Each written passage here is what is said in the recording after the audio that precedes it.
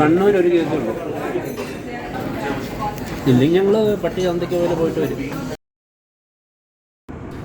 ഈ യാത്ര നടക്കുന്നത് 2020 മാർച്ച് 13 ലോക്ക്ഡൗൺ ഒക്കെ തുടങ്ങുന്നില്ലേ, അതിൻ്റെ ജസ്റ്റ് മുമ്പ്. ഒട്ടും പ്രതീക്ഷിച്ചില്ല യാത്ര ഇങ്ങനെയൊക്കെ ആയിത്തീരുമെന്ന്. ഹായ് ഗായ്സ്, എല്ലാവർക്കും എൻ്റെ ഈ ഹൈദരാബാദ് കഥകളിലേക്ക് സ്വാഗതം. ഞാൻ തിരുവനന്തപുരം എയർപോർട്ടിൽ എത്തിയപ്പോൾ അവിടെ എന്നെ വരവേറ്റത് ആളൊഴിഞ്ഞ കസേരകളായിരുന്നു. കാര്യം കോവിഡ് ജസ്റ്റ് തുടങ്ങുന്നതേ ഉണ്ടായിരുന്നുള്ളൂ. അതുകൊണ്ട് തന്നെ യാത്രക്കാരിൽ നല്ല കുറവുണ്ടായിരുന്നു. വിമാനത്തിലാണെങ്കിൽ എനിക്ക് ആവശ്യത്തിൽ കൂടുതൽ ലെഗ് റൂം ഉണ്ടായിരുന്നു. കണ്ടോ, ഇത്രയും നീട്ടി വെക്കാനൊക്കെ പറ്റിയ നല്ല സുഖമുള്ളൊരു.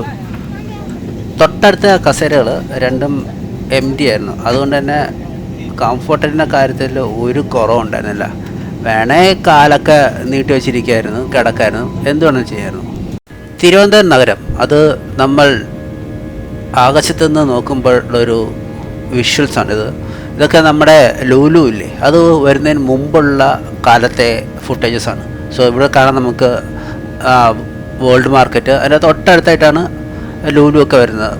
Another bus stand, bypass, Akkulam കായൽ, കിംസ്, ഓബേ താമര.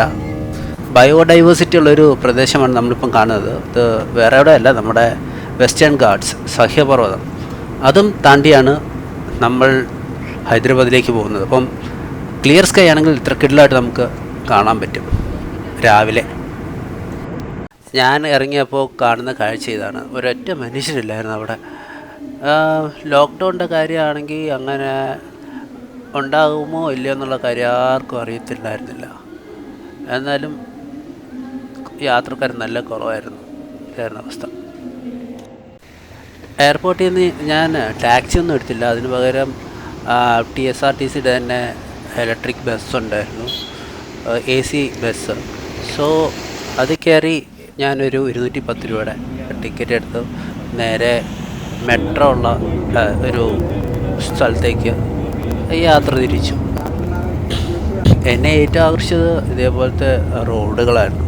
കാര്യം കേരളത്തിലൊന്നും നമുക്കിങ്ങനെ റോഡ് കിട്ടത്തില്ല. അറ്റ്മോസ്റ്റ് നമുക്ക് പോയി കഴിഞ്ഞാൽ ഒരു 6 ലൈനാണ് ഇപ്പം എപ്പോഴും ആൾക്കാർ പറഞ്ഞുകൊണ്ടിരിക്കുന്നത്. അങ്ങനെ മെട്രോയിൽ കയറി ഞാൻ ജൂബിലി ഹിൽസിലെത്തി.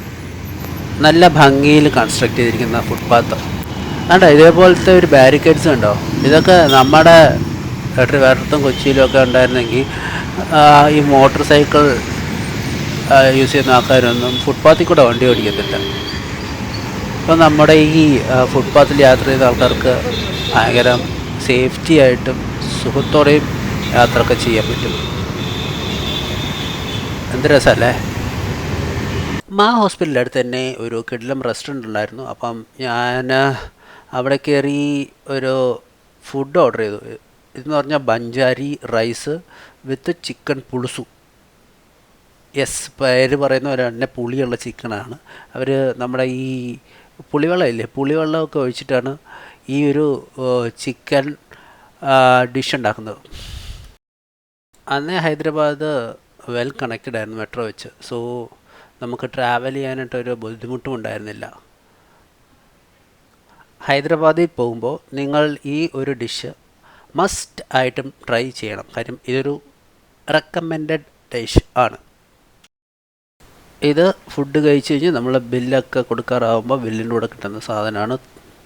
പാന്, ജീരകം, പിന്നെ ടൂത്ത് പിക്ക്. പിന്നെ അന്നത്തെ ദിവസം ഞാൻ കുറേ നടന്നു. പിന്നെ നടന്നു കഴിഞ്ഞിട്ട് ഏറ്റവും അവസാനം എത്തിയത് ഈ ഒരു മോളിലാണ്. അവിടെ കയറി ഞാൻ ആദ്യമായിട്ട് ഒരു 4DX മൂവി കണ്ടു, ബ്ലഡ് ഷോട്ട്. ഇതായിരുന്നു അന്നത്തെ മെട്രോ ടിക്കറ്റ് ജൂബിലി ഹിൽസിലേക്കുള്ളത്. അടുത്ത ദിവസം അങ്ങനെ ഫുഡൊക്കെ തപ്പി ഞാൻ ഇറങ്ങി. അങ്ങനെ ചട്നീസ് എന്ന് പറഞ്ഞൊരു വെജിറ്റേറിയൻ റെസ്റ്റോറൻറ്റിലെത്തി.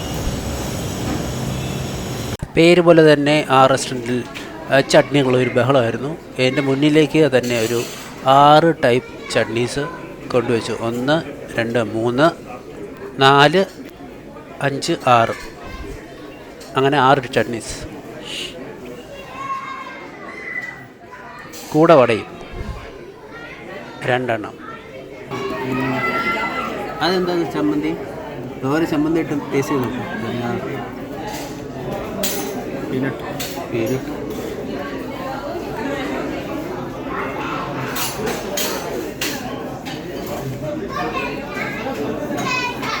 കോക്കനട്ടാണ്. അടുത്തത് വേറൊരു ടേസ്റ്റ് ചെയ്ത് നോക്കും. ഭയങ്കര സ്പൈസി.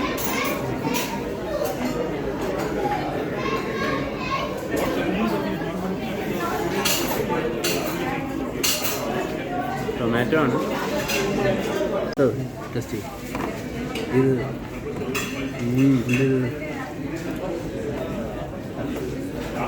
ഇത് ഞാൻ ചെക്ക് ഇത് മിൻ്റാണ്. എനിക്കിഷ്ടമല്ല മിൻ ചട്നി. നോക്ക്.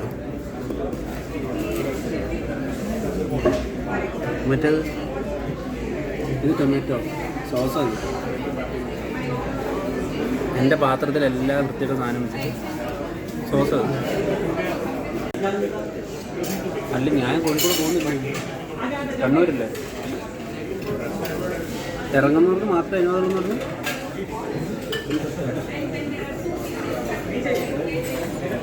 കണ്ണൂർ ഒരു കേസുള്ളൂ.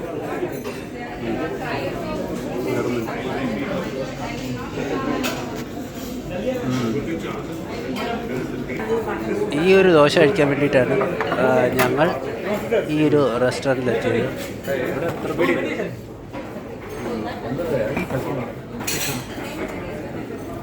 പറഞ്ഞിട്ടുണ്ട്. ഇല്ലെങ്കിൽ ഞങ്ങൾ പട്ടി ചന്തയ്ക്ക് പോലെ പോയിട്ട് വരും.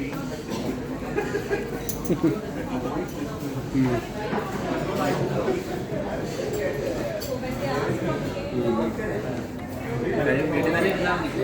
ഞാനിപ്പോൾ കോഴിക്കോട് പോയി കഴിഞ്ഞാൽ വീട്ടിൽ നടക്കും.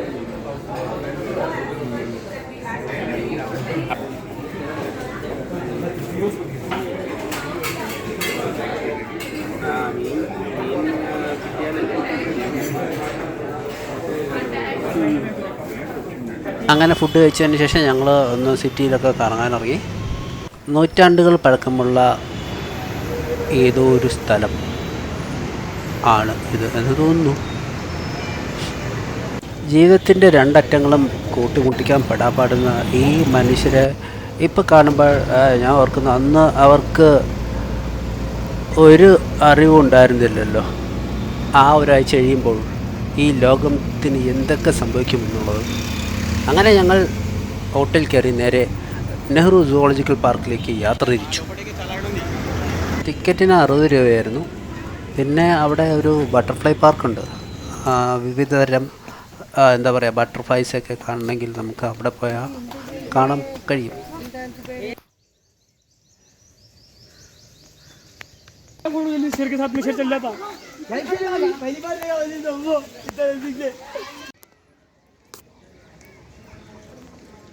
ഈ സുവോളജിക്കൽ പാർക്കിനുള്ളൊരു ട്രെയിനുണ്ട്, ടോയ് ട്രെയിൻ. അത് വലിയവർക്കും കുട്ടികൾക്കും എല്ലാവർക്കും യാത്ര ചെയ്യാവുന്നതാണ്.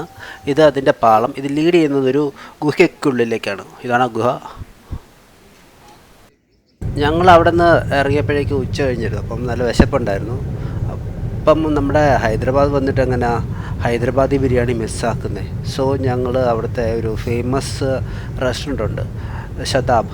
അങ്ങോട്ടേക്ക് ബിരിയാണി കഴിക്കാൻ വേണ്ടി അങ്ങനെ യാത്ര തിരിച്ചു. പക്ഷേ ഡ്രോപ്പ് പോയിൻ്റ് ആണെങ്കിൽ അത് മാറിപ്പോയി. പിന്നെ ഞങ്ങൾക്കൊരു ഓട്ടോ പിടിച്ചിട്ട് ശതാബിലേക്ക് പോകേണ്ടി വന്നു.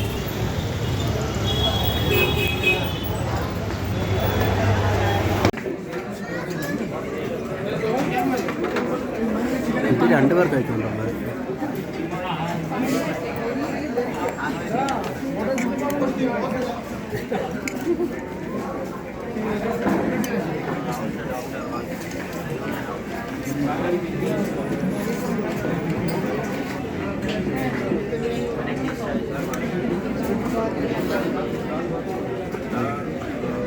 ഇത് കൂട്ടിയാണ് കഴിക്കേണ്ടത്. ഫുഡ് കഴിച്ചതിന് ശേഷം പിന്നെ അടുത്ത ഡെസ്റ്റിനേഷൻ എന്ന് പറയുന്നത് ഫേമസ് ചാർമിനാർ ആയിരുന്നു. The one and only iconic spot in Hyderabad.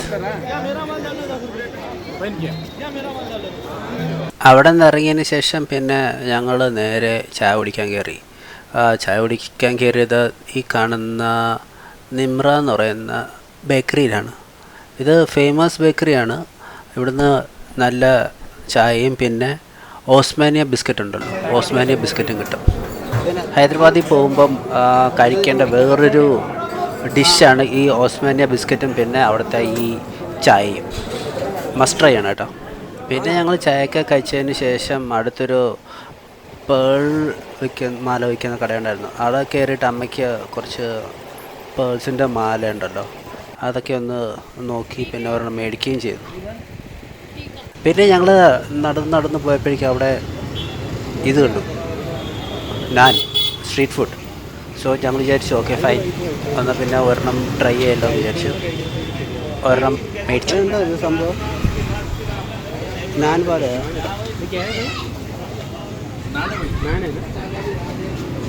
പിന്നെ തിരിച്ചു പോകാൻ നേരത്ത് ഞങ്ങൾ മെട്രോ ആണ് എടുത്തത്. മെട്രോ എടുക്കാൻ നേരത്ത് കാണാം ഈ ഒരു സ്റ്റേഷൻ എന്ന് പറഞ്ഞാൽ 2 നിലകളിൽ ഉള്ള ഒരു റെയിൽവേ സ്റ്റേഷനാണ്. കണ്ടോ, മുകളിലത്തെ നിലയിലൊരു ട്രാക്ക്, താഴത്തെ നിലയിലൊരു ട്രാക്ക്.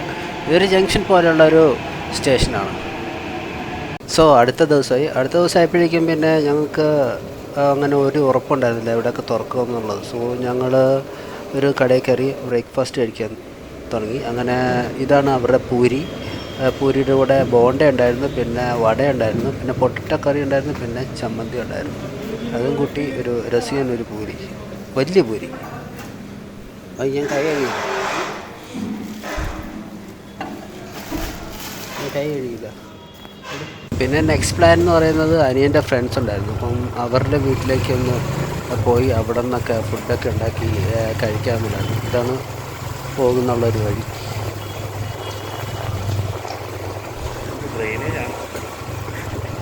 പിന്നെ അവിടെ നിന്ന് ബിരിയാണിയും പിന്നെ ചിക്കനും അതേപോലെ കുറേ കറികളുണ്ടാക്കി കഴിച്ചു.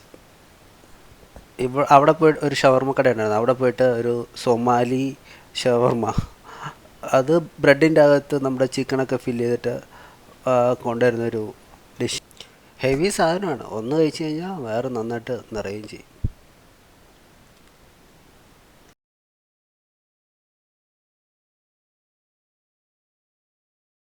പിന്നെ ചായ കുടിക്കാനായിട്ട് അടുത്ത ഡെസ്റ്റിനേഷനിലേക്ക് പോയി. ഇതാണ് ചായപ്പാനി. ചായപ്പാനി കയറിയിട്ട് ഞങ്ങൾ ബൺക മസ്ക മേടിച്ചു, പിന്നെ ചായ മേടിച്ചു. അവിടെ എൻ്റെ ബ്രദർ ഒരു ചെസ് ബോർഡ് കണ്ടപ്പം ഫ്രണ്ട്സുമായിട്ട് ചെസ് കളിയാക്കി തുടങ്ങി. പിറ്റേ ദിവസം പോകാനുള്ള ടൈമായപ്പോൾ അനിയൻ പറഞ്ഞു മാസ്ക് ഉപയോഗിച്ചു യാത്ര ചെയ്യൂ. അല്ലാതെ പിന്നെ മുട്ടയുണ്ടല്ലോ, മുട്ടയല്ല, 99 രൂപയ്ക്ക് ഒരു ബുഫേ സിസ്റ്റത്തിലൂടെ മേടിച്ച ഒരു ഉച്ചയ്ക്കുള്ള ഒരു ഊണാണ്.